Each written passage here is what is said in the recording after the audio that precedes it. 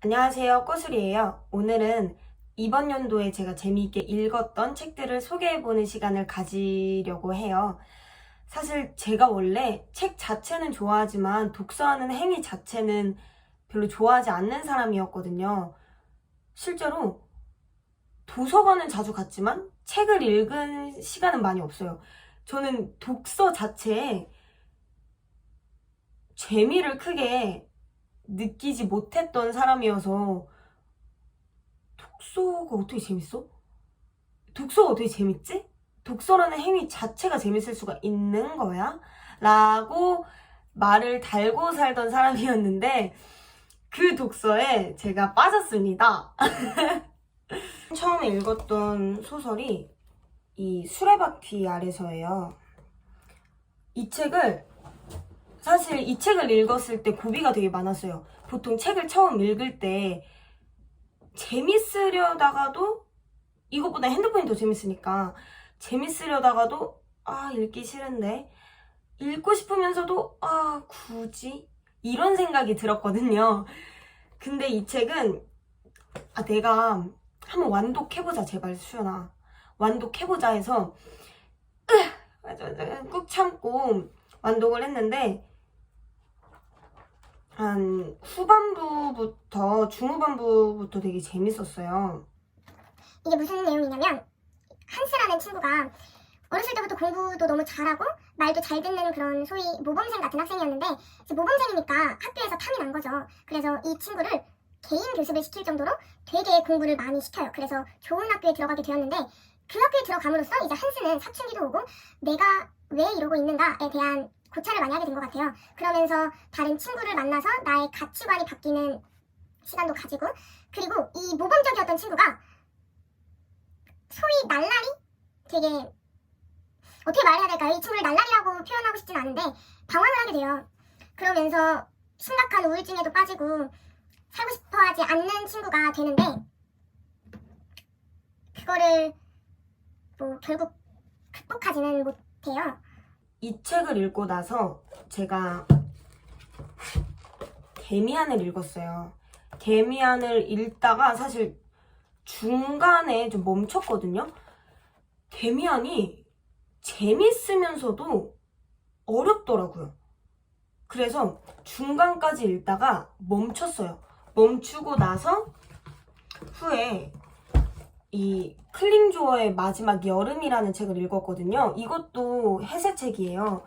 사실 제가 이게 되게 짧아서 이게 아마 100 몇 쪽밖에 안 돼요. 100쪽밖에 안 돼서 여름이기도 하고 좀 그냥 읽어보자. 킬링타임 용으로 읽어보자. 그냥 단편 소설인 줄 알았어요. 그랬는데 이 100쪽짜리가 그렇게 막 술술 읽히는 느낌은 아니었거든요, 저한테. 대신 이 책이 좋았던 게 왜 작가들의 모든 책을 읽는지 알겠더라고요. 사실 수레바퀴 아래서를 읽었을 때만 해도 그냥 저에게 소설이었어요. 하나의 소설. 근데 이걸 읽고 나서 해세에 대해서 좀 알게 된 느낌이 드는 거예요. 해세가 어떤 삶을 살았는지도 연보를 통해서 알게 되고 작가 해설을 보게 되니까 진짜 해세가 우울할 수밖에 없는 사람이구나 라는 거를 깨달았어요. 그리고 그 배경을 알고 나서 이 책을 읽으니까 왠지 처절한 느낌? 그런 느낌을 이 책에서 받았거든요. 이 책이 되게 우울해요. 그래서 저는 해세를 이해하기에 좀 한 걸음 다가갈 수 있었던 소설이었다라고 말을 할 수 있어요. 그리고 나서 이 책을 읽으니까 데미안이 또 읽고 싶은 거예요. 그래가지고 데미안을 읽었죠. 읽었는데 재미는 있었어. 재밌었는데 사실 아직 저는 에바 부인 있잖아요. 베아트리체. 그 부분부터 이해가 잘 안 가요. 응. 에바 부인 자체가 저는 이해가 안 가요. 이 시대가 달라서 그런지 아니면 제가 아직 어려서 그런지 저한테는 하나의 상징적인 그런 느낌보다는 친구의 어머니라고 생각이 들어서 아직은 그 감정이 무엇을 의미하는지, 무엇을 비유해서 표현하는지는 잘 모르겠어요. 그리고 이런 책을 읽으면서 왜 한 작가의 책을 많이 읽으면 좋은가에 대해서 이제는 우리들 누구나 큰 수레바퀴 안으로 들어와 버렸어 라고 하는데 이렇게 또 겹치는 거예요. 이런 재미가 있더라고요. 진짜 재밌었어. 이런 게 보면서 약간 지성인이 된 듯한 느낌? 이게 너무 좋았어요. 유럽은 온 세계를 획득했는데 그러느라 자신의 영혼을 잃어버리고 말았던 것이다. 와우. 우리 사는 곳은 썩어 있었다. 그리고 세상에는 이 대학생들의 멍청함보다 더 멍청하고 더 나쁜 수백 가지 다른 멍청함들이 있었다. 해세의 책은 여기까지고요. 데미안, 저 또 읽어볼 거예요. 한 2, 3년 뒤? 그리고 나서 좋았던 거. 김영하 작가님의 여행의 이유예요. 원래 여행 에세이는 내가 여행을 가서 뭐 사진이 있고 거기에서 느꼈던 이런 것들을 적어두잖아요. 근데 이거는 그런 게 아니라서 좋았어요. 그러니까 여행도 내가 가서 느끼는 게 재밌지 사실 남의 느낀 점은 재미없거든요. 저는 내가 느끼는 게 재밌지 남의 느낀 점을 내가 이렇게 멀리서 지켜보는 거 그다지 재밌지 않았거든요. 근데 이거는 말 그대로 여행의 이유, 우리가 여행을 떠나는 이유에 대해서 굉장히 논리적으로 설명을 해요. 그렇지만 에세이랍니다. 비문학은 아니에요. 제가 사실 이 책을 읽었던 그 시기에 혹시 알쓸신자 마시나요? 다리쯤에서 해가 뜨는 걸 보시고 하시는 말씀이 있었어요. 우리가 이런 것들을 보고 아름다움을 느낄 때 내가 인간임을 느낀다. 저는 이게 눈물이 날 것 같았어요. 진짜. 너무 멋있는 말이지 않아요? 인생과 여행은 그래서 신비롭다. 설령 우리가 원하던 것을 얻지 못하고 예상치 못한 실패와 시련, 좌절을 겪는다 해도 우리가 그 안에서 얼마든지 기쁨을 찾아내고 행복을 누리며 깊은 깨달음을 얻기 때문이다. 여기에서 설명해 주신 예시가 있어요. 야구로 치자면 메이저리그에 가는 사람들은 100명 중에 1명 될까 말까잖아요. 근데 우리가 그러면 메이저리거가 되지 못한 99명의 사람들은 다 불행한 것인가? 아니잖아요. 진짜 아니잖아요. 이게 저를 굉장히 위로했습니다. 위로가 됐어요. 이거. 특별한 존재, 썸바디가 되는 게 아니라 그저 개별성을 잃어버리는 것이다. 여행자는 스스로를 어떻게 생각하든 상관없이 결국은 아무것도 아닌 자, nobody일 뿐이다. 그리고 연인, 쥐라스 소설인데 저 이거 너무 재밌게 읽었어요. 너무 재밌었어. 이게 10몇 살짜리 백인 소녀랑 30살의 중국인 남자의 사랑 이야기인데 그냥 이 책의 분위기라는 게 너무 좋았어요. 그리고 제가 적어놨는데 기억이 안 나. 그냥 저 좋았다라는 기억밖에 없거든요. 그러니까 우리가 기발한 이런 내용이 아니더라도 어떻게 잘 풀어가고 어떻게 잘 표현해내는가가 사실 재미있는 거잖아요. 표현하시는 그런 게 너무 신선했고 재밌었어. 자, 그 다음에 다음 거 소개해드리겠습니다. 물고기는 존재하지 않는다 라는 책입니다. 이거는 뭐 비문학도 아니고 소설도 아니고 뭣도 아닌데 그 뭣도 아닌 게 더 잘 맞는 것 같아요. 이 책 되게 재밌게 읽었어요. 물론 중간부부터는 중후반 부분은 조금 지루했거든요. 왜냐면 계속 똑같은 말을 뭔가 계속하는 것 같다라는 느낌이 들긴 했어요. 그럼에도 불구하고 뒷부분이 재밌었기 때문에 저는 모든 사람들에게 추천을 했고 그냥 말 그대로 물고기는 존재하지 않더라고요. 여름. 이거는 여름이라서 그리고 표지가 너무 예뻐서 여름을 느껴보자 해서 이걸 읽었는데 그렇게 재미가 있진 않았어요. 개인적으로.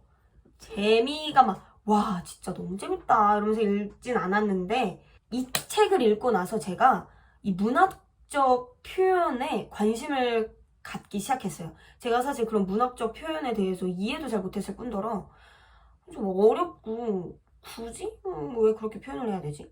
라는 생각을 사실 가지고 있었어요. 제가 시도 별로 안 좋아하고, 왜냐면 이해가 안 가서. 그랬는데 이걸 보고서 여기에서 나와 있는 그런 여름에 대한 풀, 그리고 숲에 대한 표현들이 그 여름에 제가 이렇게 밖을 보면 좋은 풍경, 예쁜 풍경들을 보잖아요. 그러면 저는 그냥 예쁘다라고 표현을 하는데 그 예쁜을 되게 비유를 하시면서 표현하는 게 생각이 막 나더라고요. 그러면서 아, 이게 소설의 재미구나 하는 거를 느끼게 해줬던 소설입니다. 체리티라는 여성이 하미라는 남자를 만나면서 이런저런 사랑 얘긴데 해피인지 배드엔딩인지는 말씀드리지 않겠습니다. 너무 재미있었던 반짝아리 사장! 이거 진짜 너무 재밌어요. 너무 재밌게 읽었어요. 제가 이걸 읽었던 이유가 반쪽아리 자작이라는 연극을 보기 전에 읽었던 거예요. 이게 그 반쪽아리 자작이라는 연극이 서울 연극제에서 대상을 탔어요. 근데 제가 대상을 타지 않았던 연극을 너무 재밌게 읽었거든요. 근데 사실 반쪽아리 자작? 아니, 무슨 내용일까? 재미없을 것 같아서 안 봤던 연극이었거든요. 근데 대상을 탄 거야. 그리고 아는 언니가 너무 재밌게 읽었대. 그래서 그거를 국립극단에서 한 달 동안 초청극을 하길래 예매를 했어요. 예매를 하고 이걸 읽었는데 진짜 밤에 그냥 누워서 그냥 다 읽었어. 너무 재밌어서. 이거 진짜 꼭 읽으셔야 돼요. 꼭 읽어야 돼. 이거는 꼭 읽어야 돼. 이 메다르도라는 자작이 전쟁에 나가서 반쪽아리가 된 거예요. 그래서 이 반쪽만 나타나서 테랄바라는 마을로 가요. 테랄바라는 마을에는 뭐 위쪽에 사는 종교인들, 그리고 그냥 농사 짓고 하는 시민들, 그리고 버섯마을에 사는 병자들, 이렇게 세 군집이 있는데 이 세 그룹과 그리고 반쪽아리가 마을에서 이렇게 사는 거예요. 근데 이 반쪽아리가 악한 모습만 가지게 된 거야. 그래서 너 지금 내 유튜브 안 봐? 사형.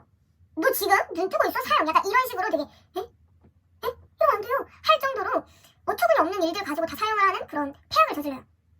그러면서 뭐 어쩌고저쩌고 하는 내용인데 제가 설명을 못해도 그냥 눈 한 번만 딱 감고 이거 읽어주세요.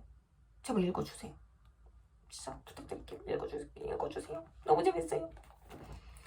그리고 칵테일 러브 좀비 진짜 재밌어요. 이게 4개의 단편이 있는데 첫 번째는 싶었어요.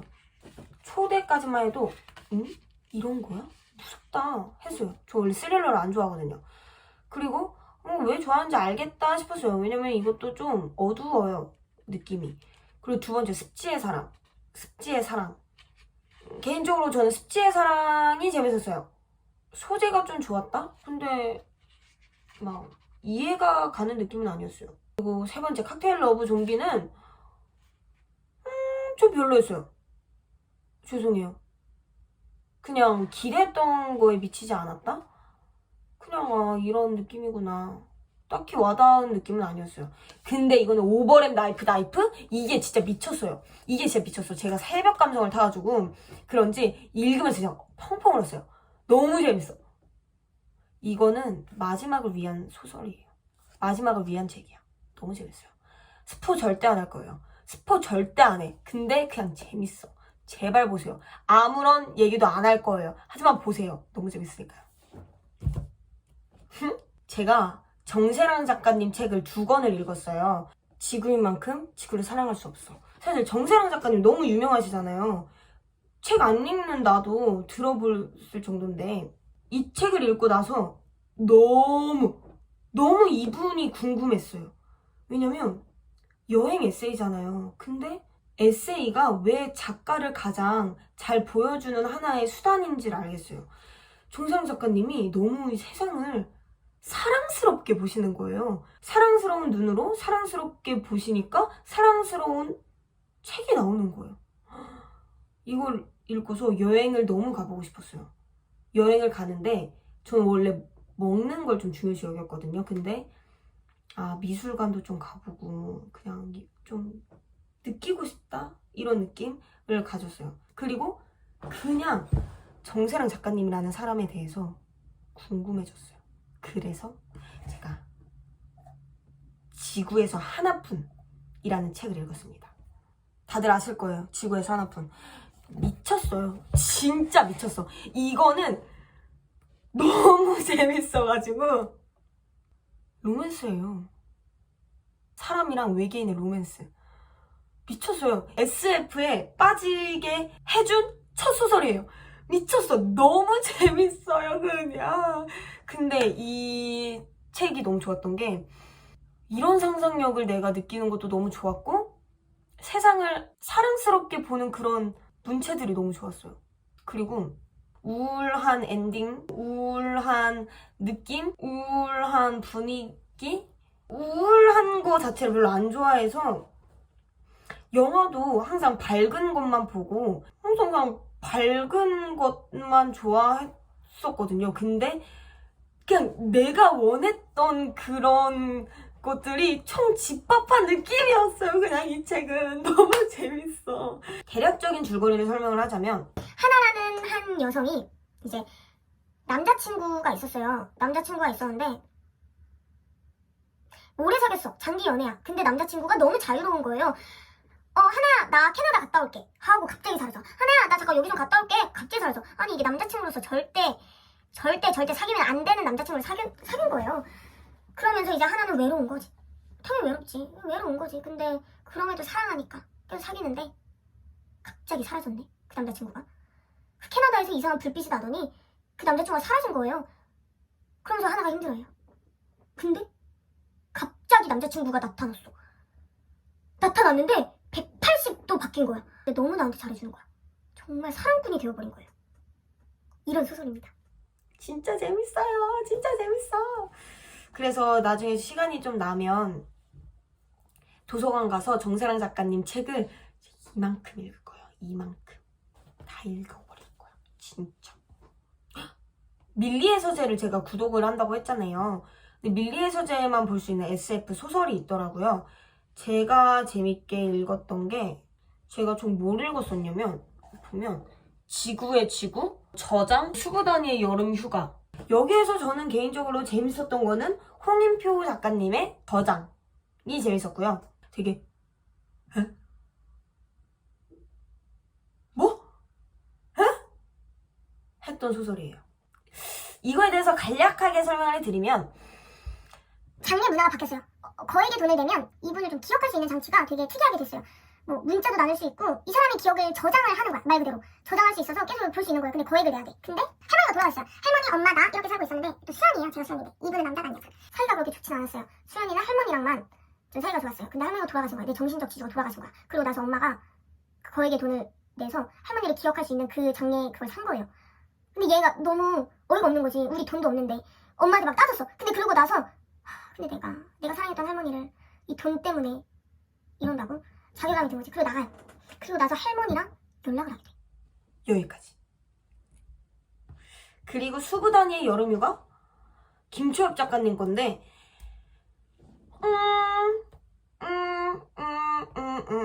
그냥 앞에 저장이 너무 저에겐 충격적이라서 그렇게 재밌진 않았어요. 막 이렇게 하진 않았어요.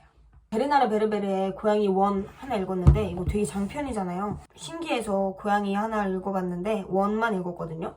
원까지는 완전 첫 부분인 느낌이긴 해요. 그럼에도 신선했던 거는 시점이 고양이에요. 그래서 고양이 시점으로 본다는 게 좀 신기했다. 이 정도. 2는 언제 읽을지 모르겠어요. 이거보다 재밌는 소설이 많을 것 같아서. 그리고 뭔가 다 읽을 그 자신이 없어요. 네.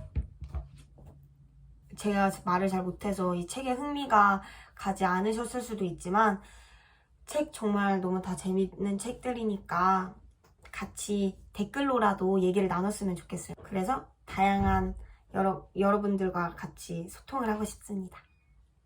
소통하는 게 재밌더라고요. 그럼 안녕.